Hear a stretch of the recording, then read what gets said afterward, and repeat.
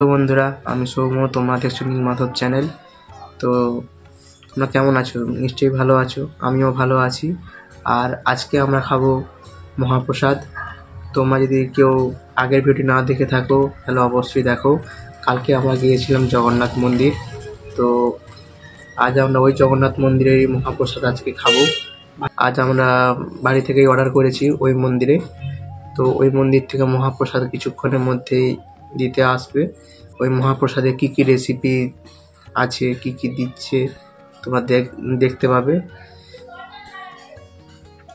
আর এই মহাপ্রসাদ অর্ডার দিতে হয় ঠিক কটা হলো, সকাল 8টা থেকে 10টার মধ্যে যতদূর সম্ভব।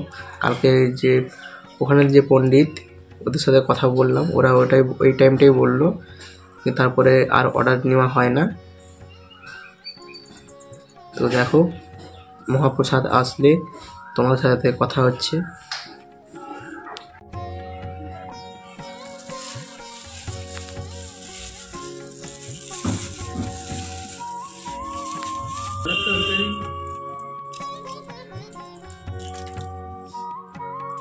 তো এইমাত্র মহাপ্রসাদ আমাদের বাড়িতে পৌঁছলো।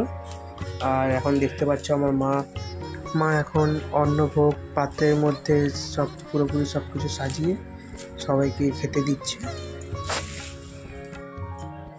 ঘিটা আছে, ঘি ছিল, একদম গোল হয়ে দেখাচ্ছিল।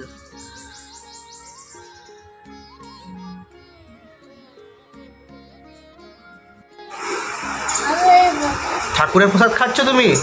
হ্যাঁ, তুমি বলো আমাদের মন্দির থেকে প্রসাদ এসছে, বলো এসছে সেই প্রসাদ আমি পাতায় করে বসে খাচ্ছি। বলো আমি পাতায় করে বসে প্রসাদ ভক্ষণ করছি। বলো খাও